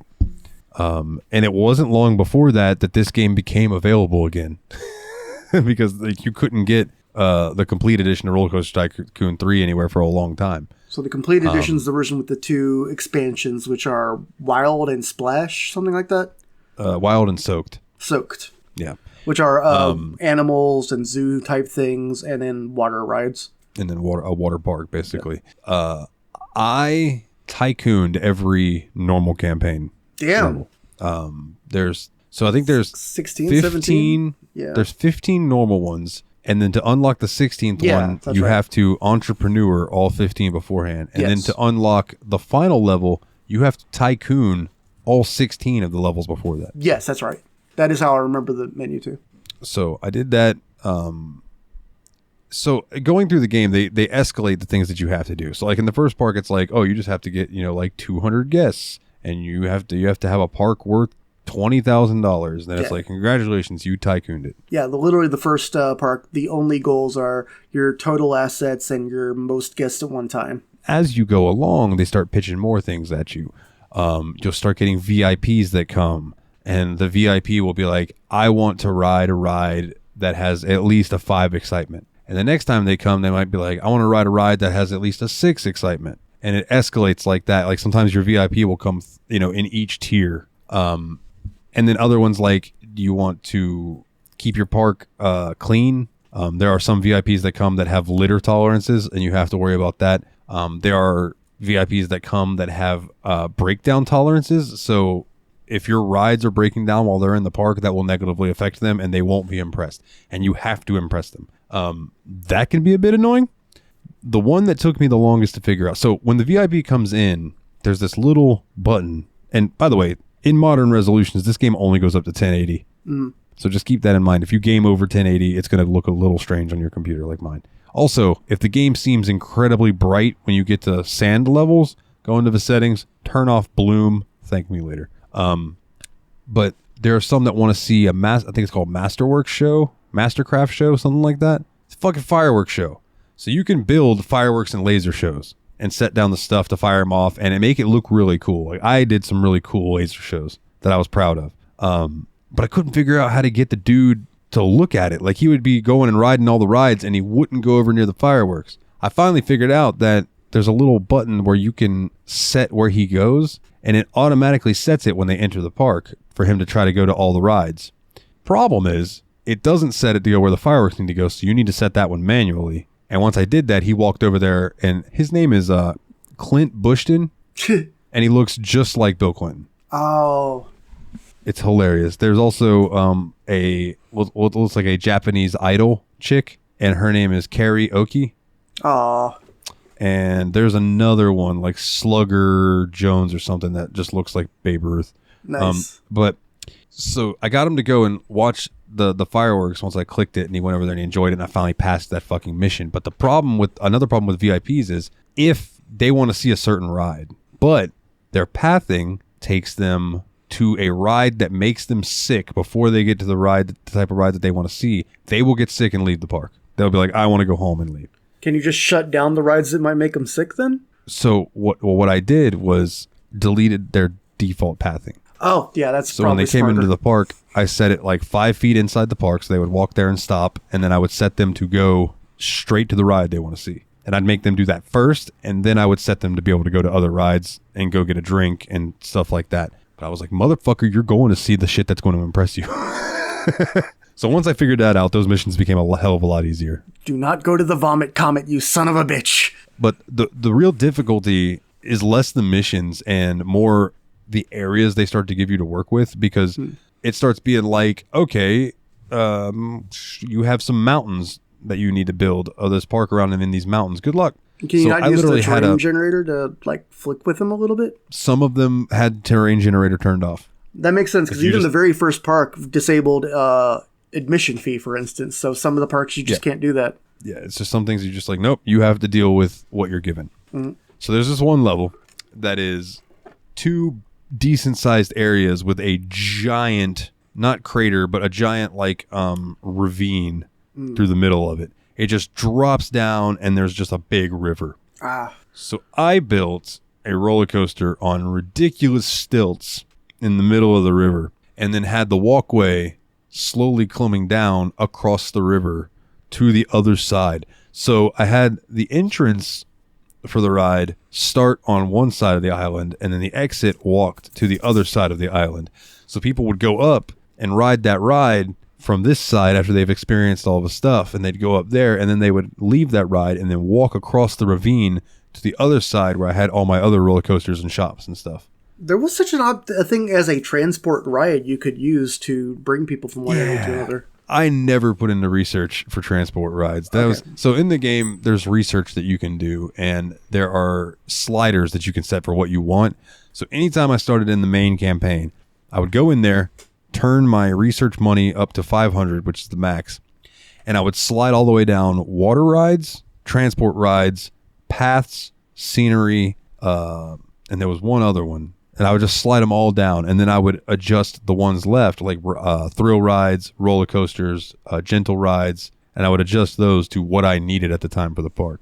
Because a lot of times, I had plenty of fucking roller coasters. I needed like the other stuff to fill in smaller areas that people would go to and spend money at, you know? Yeah, because the general rides are pretty small, like the little Reese's Cups peanut butter ride or whatever, which, again, I'd say again, we talked about this offline, but there are like Hershey-themed rides, like 3 of them. I'm not sure what the point is, but they are thanked in the credits or whatever, so I guess there was some kind of marketing crossover. So there's like a Reese's Cup ride that's like a spinning teacups type thing. There's a Hershey's ride you mentioned, and I don't know what the other one was, but there are 3 of them. There's a real roller coaster in it. Yeah, that's right. You started to bring this Expedition G-Force. Which I believe is a Six Flags ride. But it is, I think, the biggest coaster in the game that you can build that's a default coaster. It's fucking huge, dude. Oh, it's actually in Germany. It had just opened when this game was made, too. The ride opened in June 18th, 2001. So at the time, this was the biggest roller coaster in Europe. Okay, yeah, dude. I did not have room to build that roller coaster until I started my sandbox mode. Yeah, I can only imagine. It's fucking huge. It's massive, dude. It's a massive ride. And, yeah, so doing the research, to get what you want to get on a lot of thrill rides and stuff, because this game, at the end of the day, is about capitalism. You need to make all the money that you can. So, you said it gave you red flags. I say it makes me money. I learned this from a friend of mine's son, who is an evil little bastard, that you can charge for bathrooms in this game. And if anyone tried to charge me to use the bathroom, I would kill them and then piss on them. Well, if you wanted to piss in any of my parks, it was at least 10 cents. Not if I did it on you. So some of my restrooms that were outside of coasters that I knew made people sick. You stressing your janitors out, boy. Were 50 cents. You are a bad person. I tycooned everything. I did the thing that the game wanted. Dude, it's called Roller Coaster Tycoon, not Roller Coaster Robber Baron.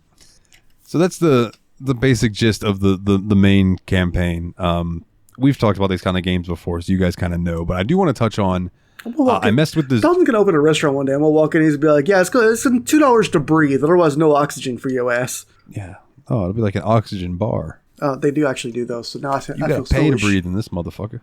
So the Wild expansion I'll touch on briefly because I played more of the Soaked expansion. Okay. The Wild expansion is cool. It's basically just a zoo. It's like back in the day, if you were like, man, I really wish they'd made another Zoo Tycoon. Well, they put it in Roller Coaster Tycoon 3. It's like it's a hole where you can just make a whole ass zoo. The first mission was just like, you basically had this nice little enclosure that had a elephant walk going through it, and they were like, you just need to add some viewing stations and bring in some new animals to the park, and that's how you tycooned it. Yeah, that sounds pleasant. It sounds kind of like the first tutorial in Jurassic World, honestly, except without having to do the research centers and the Hammond hatching labs and all of that. Yeah, no, this was just make a little cash and then buy some animals. Nice. So there were 2 giraffes in there already. I bought 2 more, and then it asked me to add some gazelle, so I added a bunch of gazelle. And yeah, they all my animals immediately got pissed off because there was too many of them in this enclosure. But I tycooned it, and that's what mattered. And I got out of that, and I was like, nah, if I wanted to play, I think I'll just play Planet Zoo if I want to do stuff like that. So let me go check out the Soaked expansion. So I loaded into the Soaked expansion, and it's basically just making water parks. And I learned that pools will make you a shitload of money in this game. So I would make a absolutely massive pool, and I would make a couple different entrances for it with the changing rooms and everything. And I would set the changing rooms for like upwards of $10 to $15. And there would be hundreds of those little people in the pool. I would build these big elaborate slides and then have these long ass winding walkways going up all the way up to this slide that was like way the fuck up. And people were eating that shit up. I'm delighted to report those little people are in fact technically referred to as peeps. Peeps. Yeah, the peeps. And so I would have these water parks where I would have to build roller coasters and stuff. So I would build all these roller coasters, but like 70% of the people in my park were all in the pool. So it's like, it's a great source of instant income because everybody goes in there, but they all stay in there for a long time. So you're not making gradual income. Like they're not going to shops while they're in there. But right outside of the pool, I got my sunglass hut. Mm-hmm. Not the actual store, but my sunglass store, but I call it a sunglass hut. I got my bathing suit place. I had a sunscreen place. All these different things that people would buy. They would go to those shops before they went into the pool, which was super cool. So I would make a little money off of that. I had a lot of fun with the Soaked expansion. It was really cool. It sounds nice for this time of year, too, because you've been dealing with them Florida heat waves, all that humidity. I bet having a little virtual pool to chill out in must have been kind of nice, even if you were the one charging the fees instead of swimming. Yeah, it was a lot of fun, man. I enjoyed it. I can see myself going back and playing through Soaked and Wild expansions eventually. The Wild one, just because I want to see what other animals they had in this game, because I didn't get super far into that. After I had tycooned all of the regular levels, I was like, I think I'm done. So you tycooned the 17th park, the one you had to tycoon everything else first? Yes. Wow. Yeah, and it's the final park is a giant area where you're like, you have an island, and it's a big mountain on this island, and there is a pre-built coaster that goes around the entire mountain, and then your building area is all around the little area. I didn't even make my park bigger than half of the room that I had to work with, and I tycooned it. Nice. I guess just good placement. I got really good at like putting coasters super close to each other because I would just raise one enough that I could slide it over and they would like intertwine. Little dueling coasters almost. Almost, yeah. It was really cool. And some of the pre-builts that you can get are actually dueling coasters. Yeah, that's cool. That you have to put 2 different entrances and exits but they run in tandem. It's super cool. I actually hadn't got any of those running. Yeah, one of them's a wood coaster. That was the one that jumps out to me. We used to have a wood dueling coaster at Kentucky Kingdom called Twist. I think I've talked about this on the podcast before the last couple times we did theme park games, but it was originally opened as Twisted Sister, and then they got the lawsuit, or Twisted Sisters, and then the band sued and they had to rename it to Twisted Twins. Busch Gardens had one. I don't remember the name of it, but it was really, those are super cool. Like the wooden coasters when they just go. Because it looks like they're almost about to hit each other, and then you just pass. It's a neat vibe. Yeah, they're very, very cool. I think now love it operates as theme parks. Greased Lightning, and it's just a single wooden coaster. Or maybe it's down now, but that's what they changed it to, I think. I remember the big coasters back when I used to go was that one that I can't remember the name of, and it's killing me. Then there was Kumba, which was a incredibly fast roller coaster at Busch Gardens, and then there was Montu at Busch Gardens, which was a suspended roller coaster where your feet dangle. Yay! Yeah. That thing was wild. I watched many a flip flop go flying off that fucking ride. Hell yeah, dude. T2, our suspended coaster, definitely ate its fair share of flip flops. T2, terror to the second power. My question is, like, who the fuck wears flip flops to a theme park? Someone who's not going to have so much walking. Someone who's not going to have flip flops or feet by the end of the day. For real. Like, either. Motherfucker, when you go to those, you need some good shoes with a good insert. Yeah. Like, I respect the commitment to going full Disney dad, but socks and sandals, maybe. At least sandals are strapped. Yeah.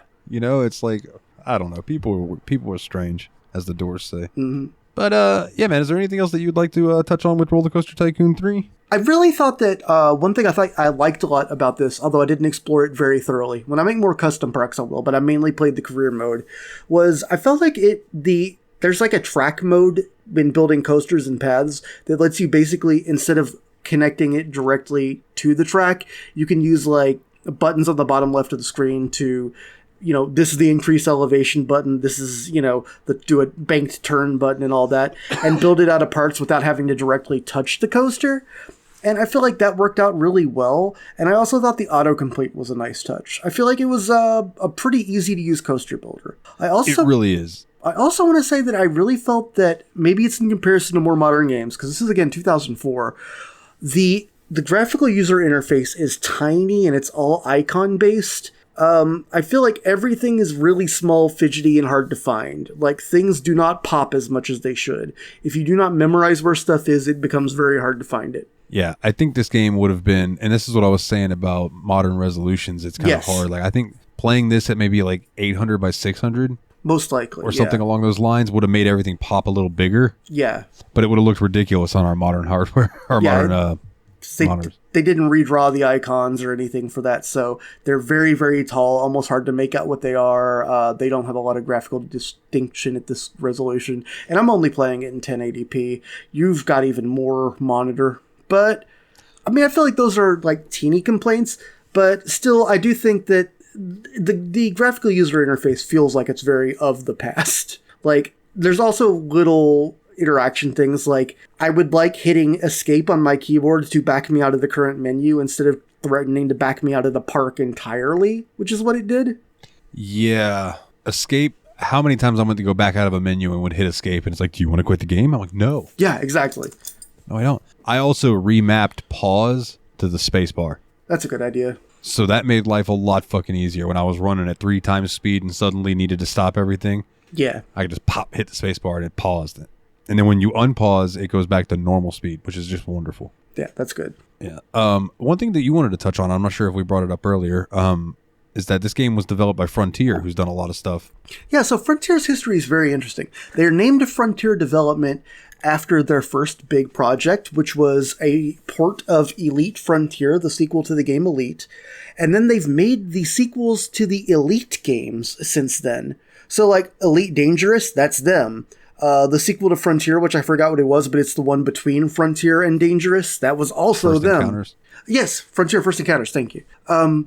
But aside from that, almost all the games that they've made that anyone would recognize are all business strategy management games. It's all like Planet Coaster, Planet Zoo, Roller Coaster Tycoon, Zoo Tycoon, that kind of shit. And they also randomly did some Wallace and Gromit games, which I just love. Yeah, there are a couple of licensed games. Then recently-ish, they tried to make a Warhammer 40k game. It didn't sell the way they wanted to, and it seems like since then they fully pivoted to the strategy business games.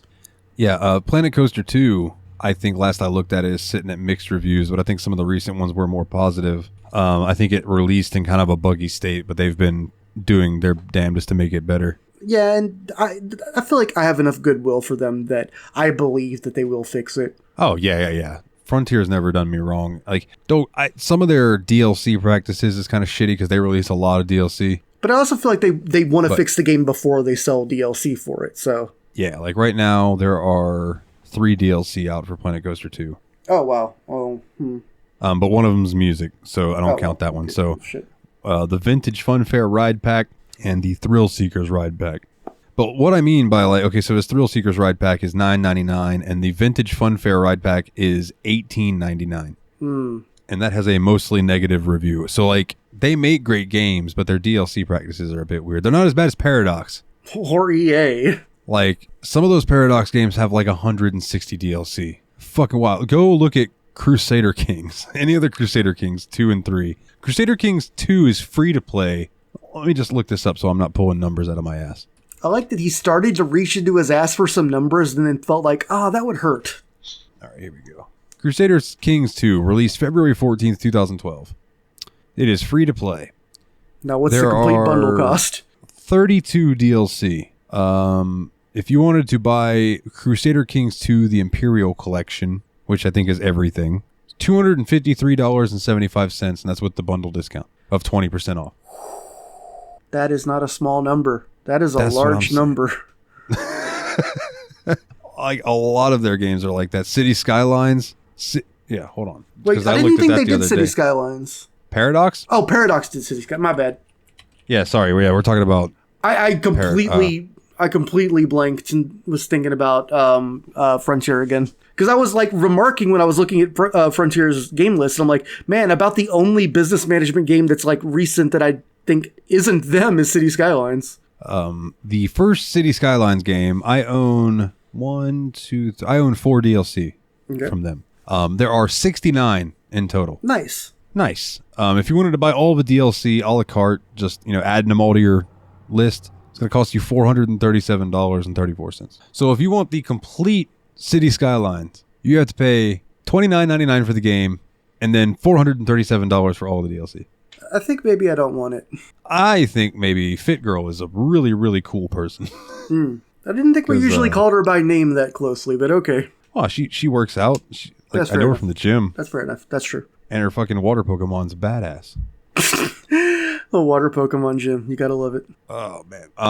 But yeah, so any final thoughts on Roller Coaster Tycoon 3? You want to give it a rating, my good sir? I don't really have that much else to say about it. I think it's a little dated in the sense that, I feel like I could be just playing Planet Coaster instead, but it feels pretty nice. And I'm sure more purist people would be rather playing Roller Coaster 2 or Roller Coaster Tycoon 2 Open RCT. So, I feel like maybe this is a compromise for a lot of people. I still think it's a good game. I think it's a bit of a dated game. But I think I'll give it, 7 corkscrews out of 10 full inversions. Yeah, I agree. One thing I meant to bring up, and I'll bring it up here in my wrap up, is that this game does have some cheats, but they are not like trainer cheats. They are like old school cheats. Oh, where you just type some shit into the keyboard and it... So you click on a peep and you rename them. Oh. So if you click on a peep, you can click the little I button. That's the letter I, the info button, and it shows you their name. You can change their name to Frontier, and none of your rides will break down. That would have been nice. You can change their name to John Roach, Jon, John Roach, and every guest that comes into your park will ride every non-roller coaster ride before they leave. Now, you combine that with naming another one Sam Denny, SAM space DENNEY. That makes sure every peep rides every roller coaster before they leave. So if you put them together, you go to Narnia. Exactly. So if you click a peep and rename them to Isambard Kingdom Brunel, every staff that you hire will be hired for slightly higher cost, but they come fully trained and happy. Cool. And the big one, if you click on a peep and you rename them John D. Rockefeller. I'm going to guess that's the one that gives you like $1 million, right? You get $10,000. $10,000, yeah. So there may have been a few parks that I had that had quite a few peeps running around with the name John. Okay, so you didn't tycoon everything on your own, you piece of shit. No. I only did that in one for the normal campaign. Oh, okay. Well, whatever then. I don't give a shit. I'm just razzing you. I know you are, but when it came to when I fucking finished that and was like, all right, let's dive into these other motherfuckers, these soaked and all of that, I was like, no, I'm cheating as the day is long. But I really like Roller Coaster Tycoon games. I do prefer Roller Coaster Tycoon 2. And in the midst of doing this episode, I discovered OpenRCT 2. That's super cool. Getting Roller Coaster Tycoon to run in a more modern style. And not only that, but you can import basically all of Roller Coaster Tycoon 1 into Roller Coaster Tycoon 2. That's cool. Which I don't think that you need OpenRCT for. But the fact that you can play RCT2 with all of the game in that, and then in the upscale and all the new is just stupid cool, dude. I really recommend it. Jeff was talking about how he loved those games, the first one, but his computer crashed. He never got to play it. So I hooked him up with RCT Deluxe, RCT Classic, RCT2, and then OpenRCT, and was like, here you go, dude.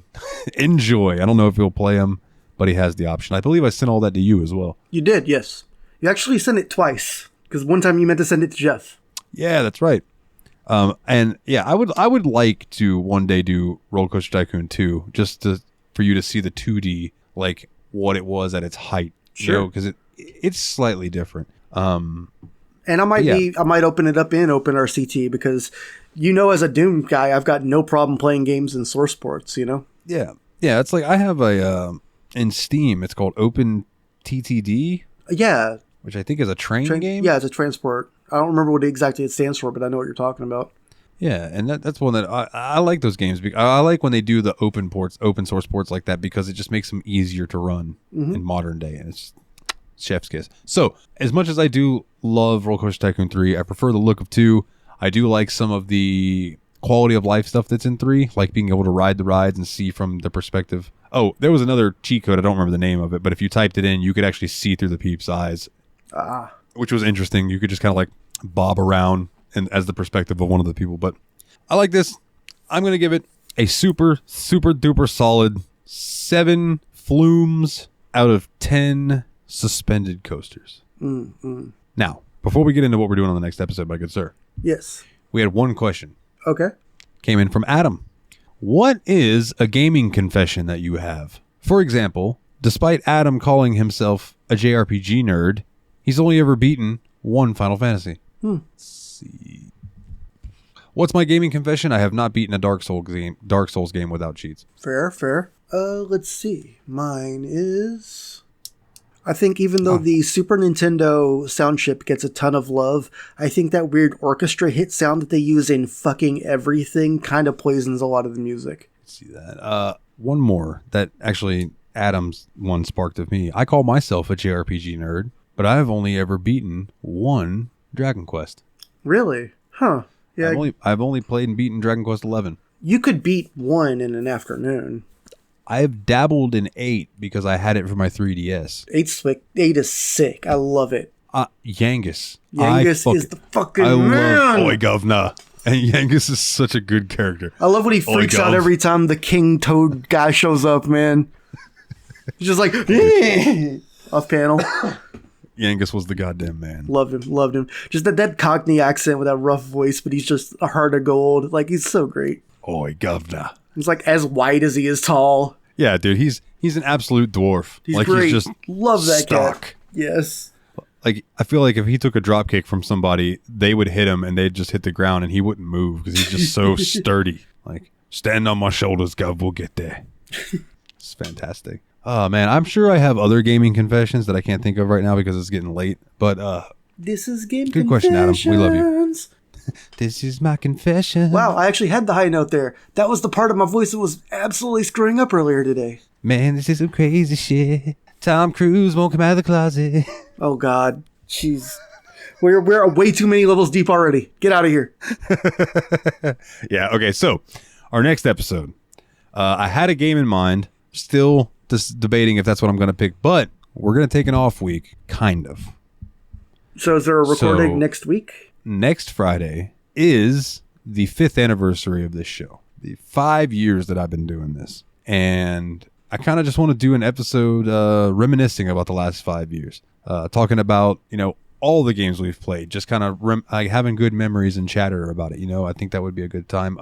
I reached out in the Discord and asked people if they wanted to send in something for us to read, if they wanted to write something about the show, or if they wanted to send an audio clip. I can find a way to make that work. But also, I put out there for any of the people who have guested on the show before. So, like, Jeff, Dane, Adam, Mikolov, even Nate. I would ask Ryan, but Ryan's going through a lot of stuff right now, and get well soon, my brother. Good luck, Ryan. I asked them if they want, if any of them want to come on and join us and just bullshit, because that's what it's going to be. It's just going to be a bullshitting episode for a week. I think it's going to be a good time, and I don't know.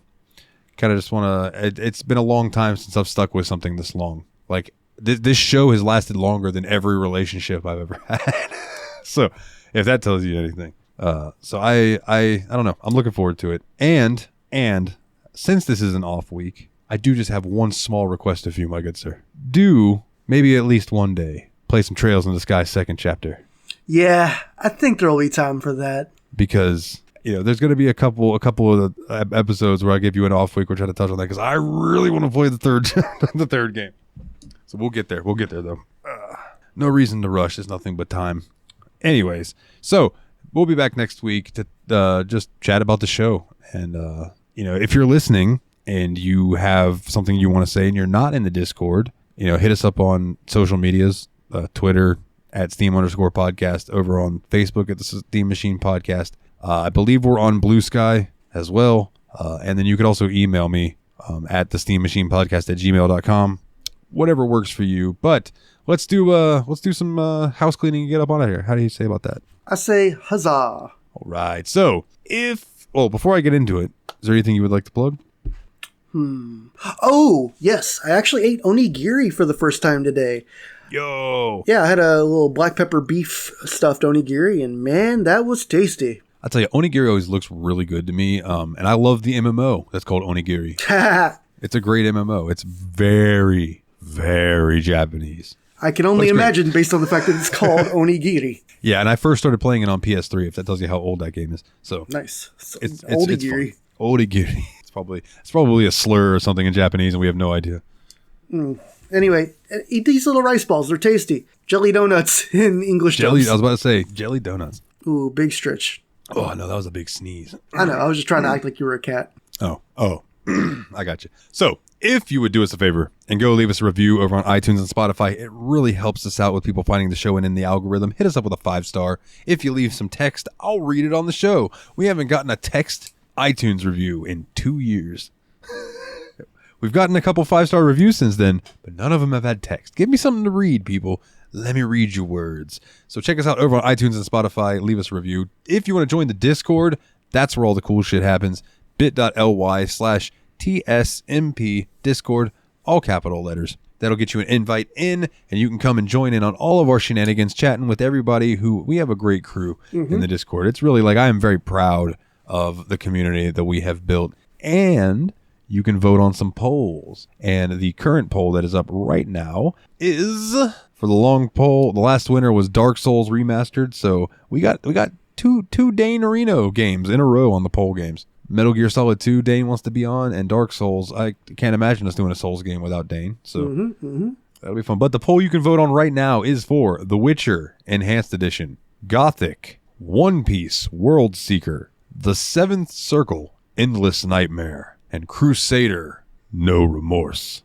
So far, everything's got a vote but One Piece. No love for One Piece. One Piece, no vote. But Gothic and Witcher are both tied right now with the most votes. So come in there and give us a vote. Break the tie. You want to check out the website, kept up to date by Dane, bit.ly/the Steam Machine Podcast, capitalized phonetically. If you would like to donate to the show, which I very much appreciate because it helps me keep the lights on over here, patreon.com/the Steam Machine Podcast. Every episode will get you $1 or more a month will get you the episodes early and ad-free. And you get the little banter in the beginning that is just for the Patreon peeps. And if you donate $10 or more a month, you get all of that plus your name read on each and every episode, like these wonderful people. Nate Sir Cogsworth, the 7th of Juniper. Jeff, the original expendable, Mr. Syllables, Old Jeffy Lube. Also, he is a duck. Never forget that he is a duck. Arizer Adam. Shout out to his podcast, Spectre Approved, that he does with Old Fenny. Team Retrogue, go check him out over on YouTube. He is the Handheld Man, Mr. Puzzles, Dane himself, Flying Brian, Dorian Gray, and the RPG Wolverine, Logan Shoreed. You are all very, very much appreciated. And I don't plug this often, but I am going to plug it this time. If you donate $20 or more, you can pick a game from our list of games and slide it on up to the front, and we'll do that episode. That does not get brought up too often, but every now and then somebody does it. So if that interests you, just let me know. I will send you the list of games, and you can kind of fan your way through it and see what you like. Other than that, check out Grumpy Jeff's Pro Wrestling Power Hour. Check out the JRPG Report. If you would like a shirt and be cool like Kana, tsmpproductions.threadless.com. If you like the music from the show, nilethenightmare.bandcamp.com. Willie, next week we'll be back. 5-year anniversary. Can't believe I've been doing this shit for 5 years. But yeah, it's felt even shorter to me for some reason. Yeah, it's been I think about 2.5, 3 years for you now. I think it must be. Yeah, probably at least 3. Yeah, somewhere around in there. But ladies and gentlemen, like you have done every episode for the last 5 years, take it easy. My contacts fell. I had to go pick them up. Oh yeah, we're not done yet.